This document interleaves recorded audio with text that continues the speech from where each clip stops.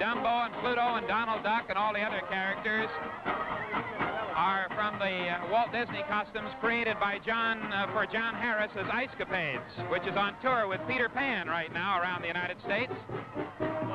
In the distance comes the floats.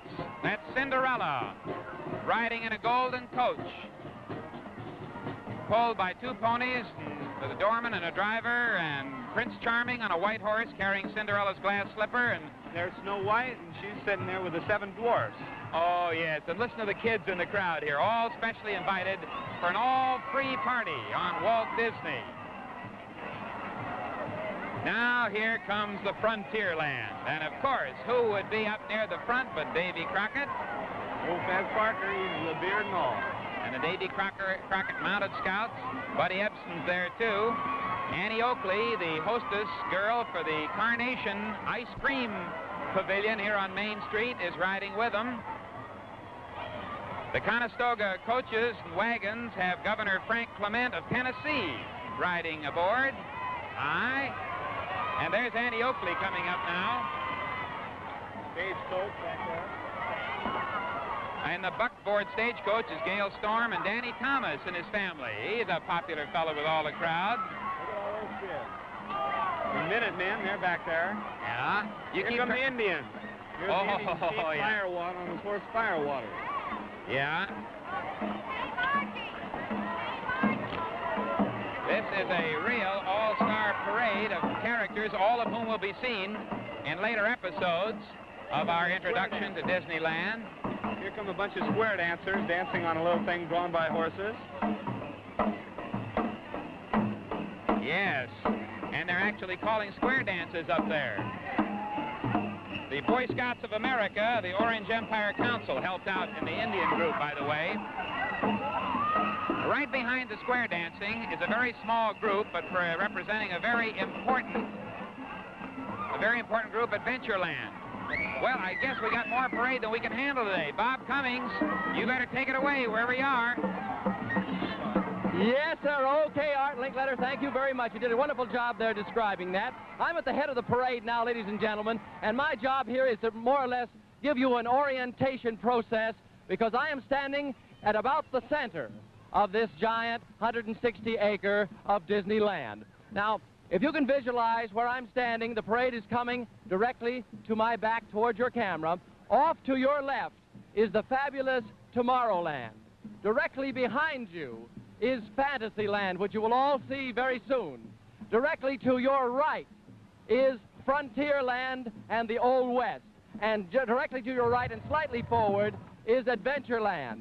Now, of course, all the segments of this wonderful parade and their casts are now breaking up, and they're going to the various sections of Disneyland. Tomorrowland, Fantasyland, Adventureland, and Frontierland, as I told you. Standing here has been one of the most exciting moments of my life. I think, ladies and gentlemen, that anyone who's been here today will say, as the people did many years ago when they were at the opening of the Eiffel Tower, I was there. I'm very proud to say I was at the opening of Disneyland. It's a fabulous thing to happen, ladies and gentlemen. Well, this is one of the greatest parades, man-made parades, I've ever seen. Walt Disney has done one of the most fabulous jobs of gathering together talent and workmen. In just 1 minute, we will start our exciting trip to Frontierland, the Old West, and Davy Crockett.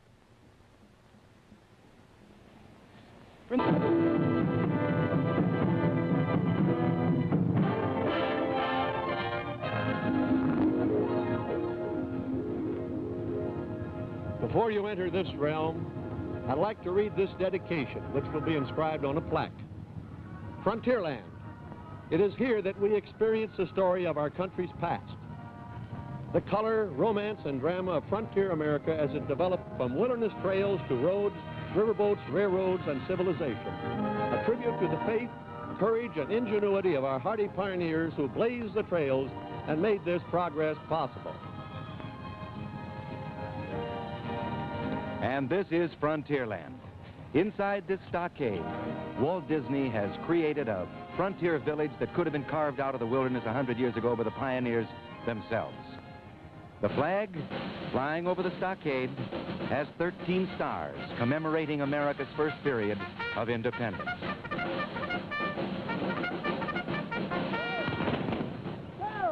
And that volley signals the arrival of a wagon train with the first visitors to travel through the gates of time and into our very historic past.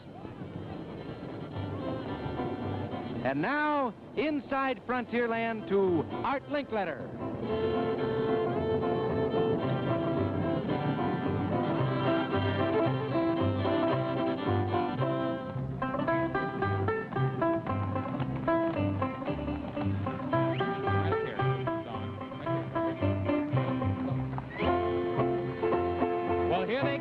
Frontierland, Conestoga wagons, riders and all, off the big Main Street parade. They're going on into the stagecoach country. Yes, sir, there's little Annie Oakley, and there are the special horses, 5/8 size, bred by Walt Disney. And Danny Thomas, the cameras are in the other direction, Danny. Yeah, there they go. And kids, there goes a Wells Fargo type stagecoach with Gail Storm and her kids inside. And what do you think of this, Robert? Great. Uh-huh. Looking for anything special? Davy Crockett. Well, Davy Crockett ought to be around here someplace. In the meantime, let's take a little look around. Over here where the little burros and horses are, and down there's the Davy Crockett Museum. What do you think of that, Sharon? Oh, it's fine, but where's Davy Crockett? Where's Davy Crockett? Well, he's out someplace where the Indians are. Down there's the Frontier Trading Post. Isn't that exciting, Robert? Yeah, it sure is, but I still don't know where Davy Crockett is. Well, I'll tell you what we're going to do. I'm going to give you this gun, Robert. You point it up in the air, and when you fire it, that'll bring Davy Crockett. Another one. There it goes. Now, everybody look over in that direction. I think we're going to see Davy Crockett very shortly. Keep your eyes on those hills. Davy Crockett, the buckskin buccaneer. Born on the mountaintop in Tennessee, greenest state in the land of the free. Raised in the woods so he knew every tree. Killed him a bar when he was only 3. There he comes! There comes Davy! King of the wild frontier. Davy Crockett, king of the wild frontier. King of the wild frontier. Hi, Davy! And Russell, too. Come on over here, fellas. You're a little late getting in. Must have been some trouble on the trail someplace. Well, Hi, Fast. What happened? We'd have been here sooner, but we took a shortcut through the painted desert. Yeah, there was too much paint, too. War paint. Indians? Them redskins was just itching to lift our scalps. Well, what did you do? Well, I got out old Betsy, but before I could draw a bead on the chief, Georgie here spilled his canteen on my gunpowder. Yeah, then when I grabbed for my tomahawk, dang if the head didn't come right off in my hand. So there we was, no dry gunpowder, no tomahawk, and all the time them redskins was creeping closer and closer, and their hot breath was breathing down the backs of our necks. Oh, you were a goner, Davy. What'd you do? Nothing? Nothing. We just let those Indians breathe away till their hot breath dried out that gunpowder, and then old Betsy took over. Oh, what a story. I've sure been a goner without it. Tell another story, Davy.